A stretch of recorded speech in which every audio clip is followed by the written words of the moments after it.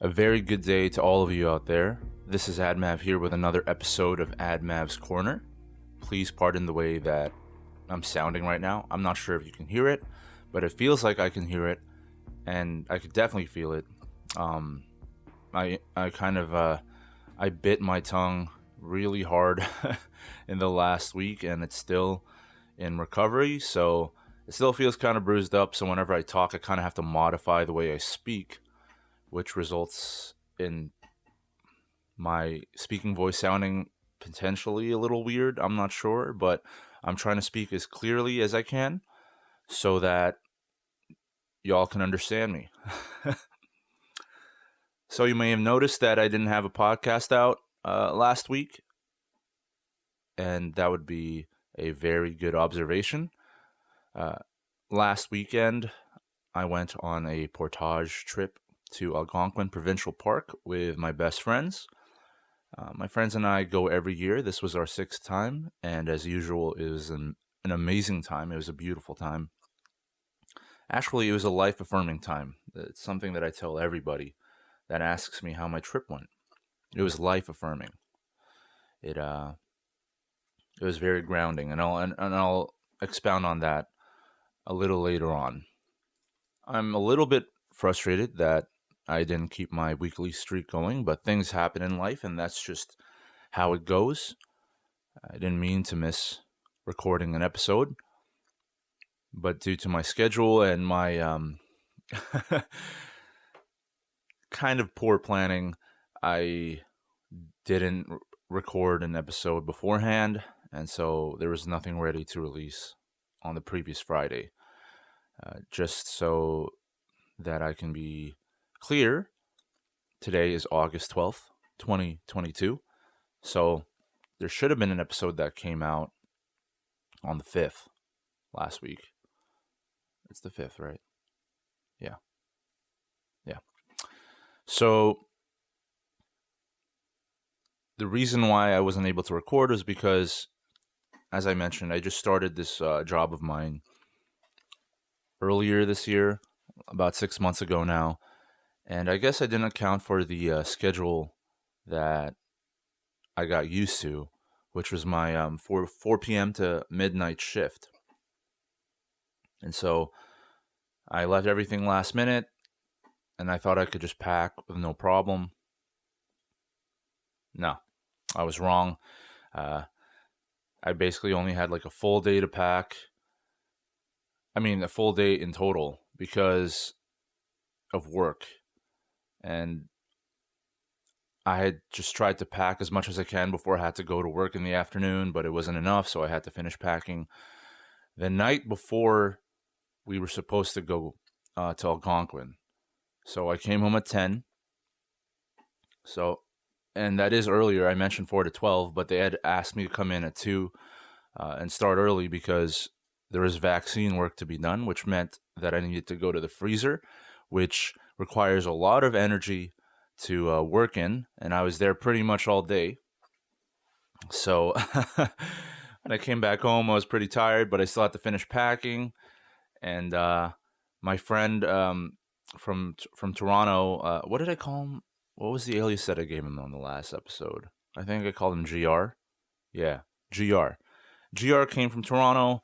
We hung out. I hadn't seen him in a while, so wanted to, chill and just be able to relax before the trip. So we went out to McDonald's, grabbed a pack of like 20 nuggets, a few of those junior chicken sandwiches. We listened to some Valley. Actually got really, really stoned as well. Doing just, a few bong rips. And we got really high. We got the munchies. We ate. We jammed out to the music. And before you knew it, it was really late. to say the least. It was like 2:30, and the plan was that our other friend, Albie said that he's going to pick us up at like 3:45 a.m. And so I told GR, hey, we better grab some sleep or we won't have any, and we were not going to make the portage. We're not going to survive through the portage and the canoe rowing. So we tried to get some sleep. I ended up getting a measly hour and a half. I don't even know if that's accurate. I'm not sure if I actually got any sleep. I know I went to bed and then I woke up an hour and a half later, or I got up an hour and a half later. For GR, he said he maybe got 45 minutes. So who really knows how much sleep we got, or if we did get sleep, how much good quality sleep it was. I can tell you, personally, for me, it was not quality at all, because the trip went well. The drive there went well enough, and I felt okay. But as soon as we hit the water on those canoes, I started to feel the exhaustion. And of course, out of all 8 of us, I was the only one who didn't bring a hat. And so, although the day started off with all this heavy rain, dark clouds, we were really nervous on whether or not we were going to have a nice, pleasant trip, because we were worried that it was just going to rain all weekend. Nope. As soon as we hit the water, the skies cleared up and the sun was beating down on us. And it was beating down on me especially because I didn't have a hat. I didn't have any kind of hat. I didn't have sunglasses, so it was just pretty rough. And it started to get to me quick because I was so exhausted, as I mentioned, from the night before, because I came home from a full day of work, working in the freezer, preparing and packing vaccines. So that really wore me out really quick.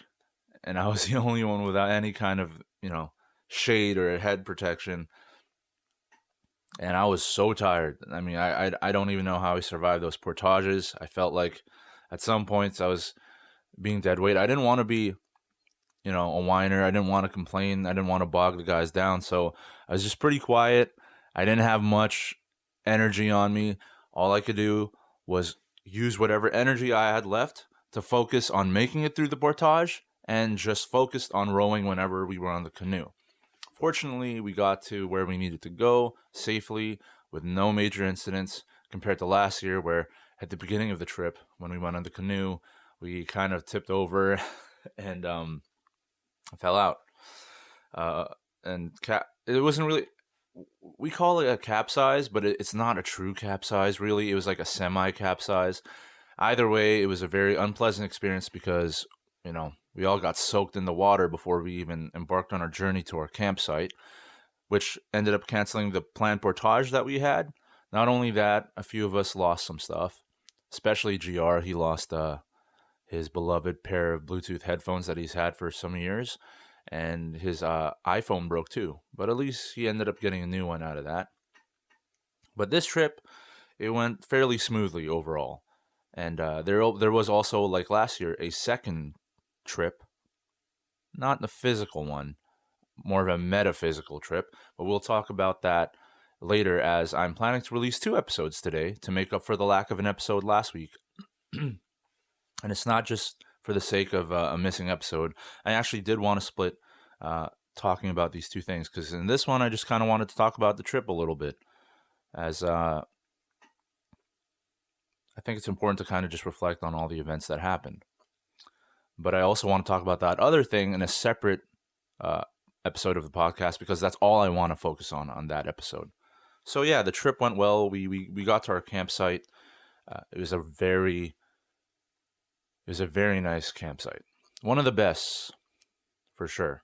The only thing that you could really knock on it was the landing from canoe to the shore was a little bit, the space wasn't that great, but it was good enough. But other than that, there was ample space for 8 fully grown men, and the beach was actually really nice there. Despite the kind of tricky landing it wasn't even a tricky landing. It's just you would wish that there was more space to walk on with the canoes. But other than that, it was great because there was a lot of shallow water area. It was, how many meters could you really walk out? Maybe 50 meters out, possibly even up to 100, where the water remained shallow. There was a lot of soft sand that felt good to step on. Also, a lot of flat rock that you could just sit on or chill on while you're in the water, while the sun is shining down on you. It was a beautiful sight. It was great. As soon as we landed, we just started setting up and settling in. And obviously for me, my priority was just to rehydrate and then rest as much as possible. I wasn't able to take that long of a nap because, well, actually most of it is a conscious decision because I didn't want to sleep a bunch and then not be sleepy at nighttime. I wanted to make sure that I was sleepy enough at nighttime and that I didn't oversleep during the day because I wanted to get a good night's sleep for what was to come the very next morning, which is the thing I'm going to talk about in the next episode. But other than that, it was a great time. I mean, these are my best friends that I've grown up with since elementary school, and we have the fortunate situation in which we're all still together. We all still see each other on a fairly regular basis. I mean, it, it's always difficult now to schedule and make sure that everyone is able to attend or take part in things that we all plan. So it was nice to see most of them. I mean, we were missing our other friend JP and Adub. Adub would have been nice if he would come, but he's just not into this whole like roughing it out thing, which I understand. Not mad at him for it, but I wish Adub would join us. JP really wanted to go, but because he has kids, twins actually specifically, and his wife could not get time off to take care of the kids while JP joined us. Unfortunately, even though he wanted to and he actually was going to, the schedule didn't work out, so we'll just plan ahead for next time. Hopefully he can make it. And overall, it's okay. There's still plenty of opportunities to do this, or at least I think. But it was great. Food, as usual, we brought a lot of dried stuff, stuff that you can boil in water, essentially. Instant noodles, instant rice, instant pasta. I brought some hamburger helper and some cooked ground beef that I vacuum sealed and froze prior to coming to the camp. And that lasted us about 2 or 3 days. And I also brought some champorado, which is this. Well, in the Philippines, champorado is a little different. It's still similar to what you might think a champorado is, but it's sort of like breakfast slash dessert. It's this very glutinous rice with cocoa powder, and sugar. And when you cook it, it becomes like this really nice kind of porridge.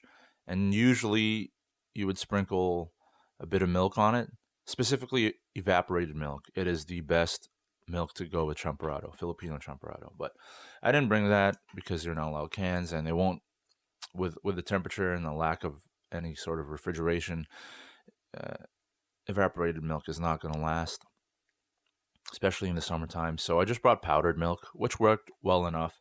And the others brought some other stuff. I mean, there's always plenty of jerky to go around, a bunch of little snacks here and there, trail mix. GR, him being a chef, made some fancy ass s'mores, sprinkled with like dried fruit that he got. So that was pretty cool. It was bougie s'mores. If there was anyone who's going to make something fancy like that, it would 100% be GR.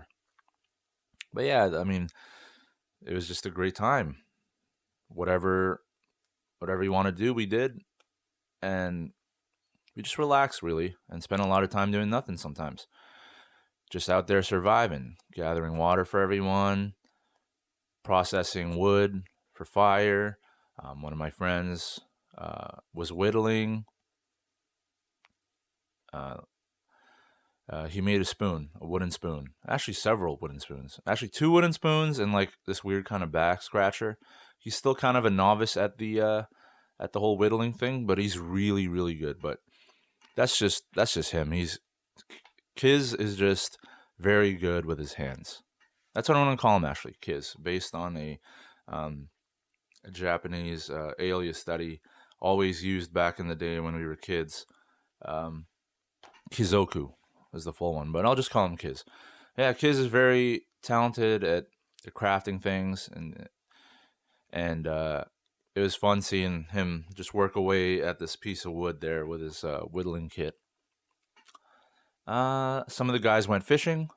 Unfortunately, it was not successful. They didn't really catch any fish, but still cool nonetheless.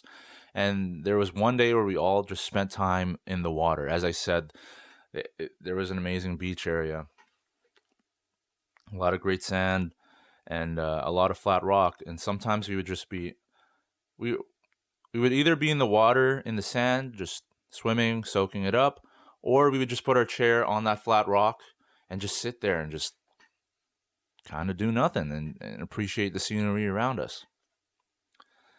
And,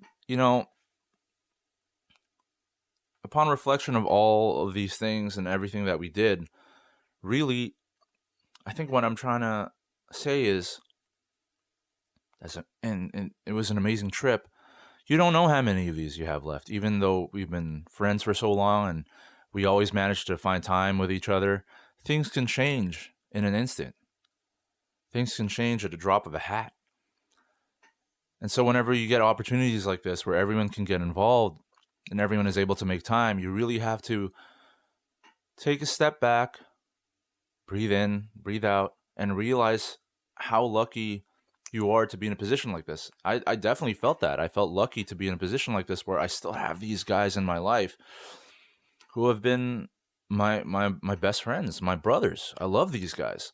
And for us to be able to spend quality time like this, and we're all like, a lot of us, we all have our own lives. A lot of us are married or with or in a serious relationship or about to be married. And so it's getting harder and harder to find that. But whenever we do, we really have to cherish those moments, because despite how fleeting it may feel, those are memories that are going to stick with you for the rest of your life. It's just going to be more and more difficult as time goes on, especially once more of us start having children, or for those of us who want children anyway, to have those kinds of moments to ourselves where even like for us, just the boys, like a boys retreat. I don't take that for granted, not one bit. And if you find yourself part of something like that, where you're able to spend time with these people that you care about, don't take it for granted. Really be in the moment and appreciate it. That's the reason why I, like in the group, I'm typically the archivist. Not that I really archive, but I like taking videos and I like editing them and vlogging and stuff like that for fun. Not even like to try to be like a YouTuber or an actual like professional vlogger. I do it for us. I do it for myself because I like to sort of capture not the entire thing, but I want to capture little moments here and there as sort of a reminder of that time that we shared together, because that's how much it means to me. That's how much I kind of want to preserve it, so that years down the line we can look back not just on the memories we have, which is important, but actual recorded memories, video recorded memories that we could play back again and see. Unless in the future they invent something so that they can just directly play stuff out of your brain, this is the next best thing. And I'm going to continue doing this until I can't anymore, because I just really love doing this sort of thing. So appreciate the time you have with your friends, no matter how small, no matter how mundane, because you don't know how long that's going to last. One minute you think, oh, we could just do this forever. The next, it's been a year since you talked to them. 2 years, 3. You just never know. So take a step back. Think of all the relationships you have in your life, friends, family, and really appreciate how little time you have with them. This appreciation will really help you be in the moment and really love the time that you spend with these people. Things are not going to last, but that's the beauty part of it. It gives things more meaning. The fact that it's finite, that at some point it's going to end. And that's not a bad thing. It may feel like a sad thing, which for sure it can be, but it's also beautiful. So, go out there, have a good time with your friends, and enjoy every second of it. Take care, everyone. Till next time.